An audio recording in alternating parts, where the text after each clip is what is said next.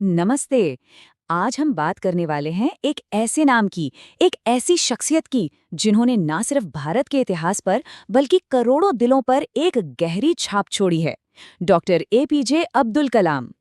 तो सवाल ये उठता है कि एक लड़का जो बचपन में अखबार बेचता था, वो देश का राष्ट्रपति कैसे बन गया। चलिए आज उनके इसी कमाल के सफर को थोड़ा और करीब से समझते हैं।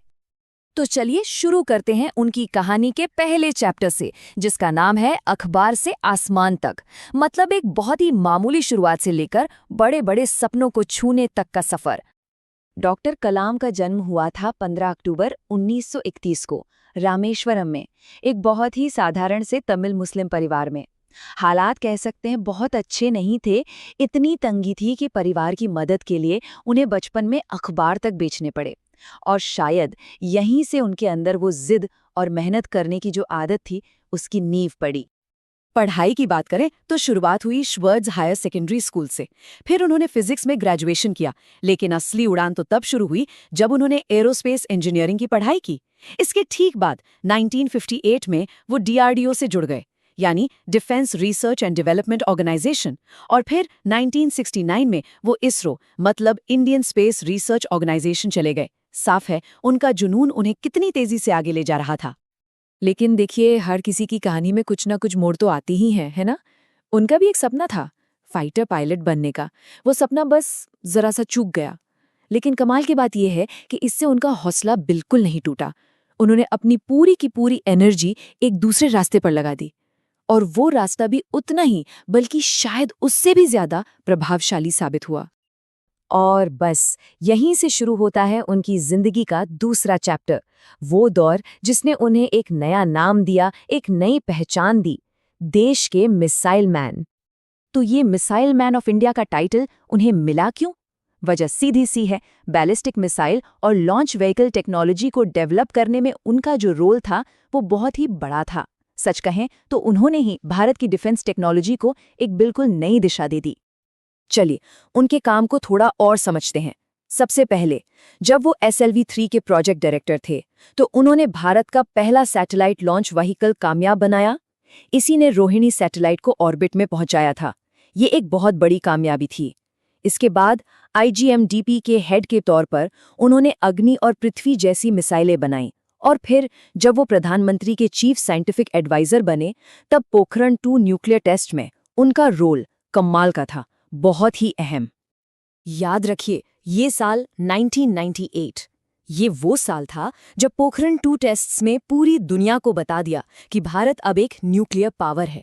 और इस ऐतिहासिक लम्हे के बिल्कुल सेंटर में कौन थे? जी हाँ, डॉक्टर कलाम।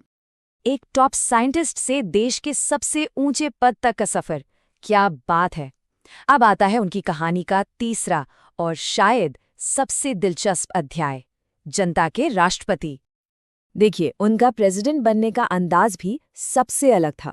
आमतौर पर प्रेसिडेंट एक, कह सकते हैं, दूर की हस्ती होते हैं, है ना। लेकिन डॉक्टर कलाम, उन्होंने तो राष्ट्रपति भवन के दरवाजे ही आम लोगों के लिए खोल दिए। उनका फोकस सिर्फ बड़ी बड़ी सेरेमनीज पर नहीं था, बल्कि उनका असली फोकस था देश के नौजवानों को इंस्पायर करना और अपने विजन इंडिया 2020 को हकीकत बनाना। तो साल 2002 से 2007 तक डॉक्टर कलाम ने भारत के 11वें राष्ट्रपति के तौर पर काम किया, और ये एक ऐसा कार्यकाल था जिसे देश शायद ही कभी भूल पाएगा। अक्सर उनके पूरे कार्यकाल को बस एक लाइन में समेट दिया जाता है कि उन्होंने राष्ट्रपति भवन के दरवाजे आम जनता के लिए खोल दिए।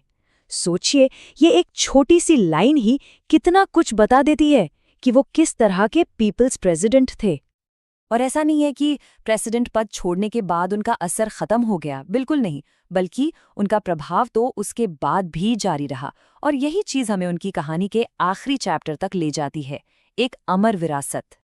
उनकी लेगेसी, उनकी विरासत आज भी कई तरह से हमारे बीच जिंदा है। उन्हें 1997 में ही देश का सबसे बड़ा सम्मान भारत रत्न मिल चुका था। इतनी ऊंचाइयों पर पहुंचने के बाद भी उन्होंने हमेशा एक बहुत ही सादा जीवन जिया।